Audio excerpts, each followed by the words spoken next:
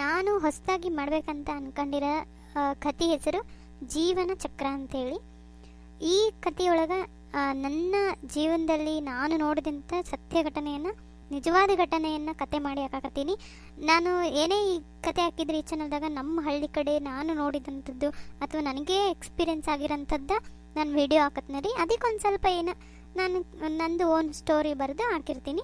ಆದರೆ ಇದು ಒಂದು ನಿಜವಾದ ಘಟನೆ ಆಗಿರುವಂಥದ್ದು, ನಾನು ಎಕ್ಸ್ಪೀರಿಯೆನ್ಸ್ ಮಾಡಿರೋಂಥದ್ದು, ನೋಡಿರೋಂಥದ್ದು ಕತೆ ಮಾಡಿ ಹಾಕ್ತೀನಿ ರೀ. ಭಾಳ ಚಂದ ಐತಿ ನೋಡಿರಿ. ಹಂಗೆ ಹಿಂಗೆ ಸಪೋರ್ಟ್ ಮಾಡಿರಿ. ದಯವಿಟ್ಟು ಇನ್ನೂ ಹೆಚ್ಚು ಶೇರ್ ಮಾಡಿರಿ, ಸಬ್ಸ್ಕ್ರೈಬ್ ಮಾಡ್ಕೊಳ್ರಿ. ನೋಡಿರಿ, ಹಂಗೆ ಮತ್ತೊಮ್ಮೆ ಎಲ್ಲರಿಗೂ ಯಾರ್ಯಾರು ಸಬ್ಸ್ಕ್ರೈಬ್ ಮಾಡ್ಕೊಂಡ್ರಲ್ಲ ಅವರೆಲ್ಲರಿಗೂ ತುಂಬ ಹೃದಯದಿಂದ ಧನ್ಯವಾದಗಳು. ನನಗೆ ಗೊತ್ತು 102 ಜನ ಅಂದ್ರೆ ಇದೇನು ಜಾಸ್ತಿ ಸಬ್ಸ್ಕ್ರೈಬರ್ಸ್ ಅಲ್ಲ ಅಂತಂದು, ಆದರೆ ನೀವೇನದಿರಲ್ರಿ ಸಬ್ಸ್ಕ್ರೈಬರ್ಸ್. ನನಗಿದ ನಿಜವಾಗ್ಲೂ 1 ಕೋಟಿ ಸಬ್ಸ್ಕ್ರೈಬರ್ಸ್ ಅಷ್ಟ ಖುಷಿ ಆಗಕತ್ತೈತಿ. ಯಾಕಂದರೆ ಏನೋ ಒಂದು ಪ್ರಯತ್ನ ಮಾಡೀನಿ, ಅದಕ್ಕೆ ಇಷ್ಟೊಂದು ಸಪೋರ್ಟ್ ಸಿಕ್ಕತ್ತಂದ್ರೆ ಎಷ್ಟು ಖುಷಿ ಆಗತ್ತಲ್ರಿ.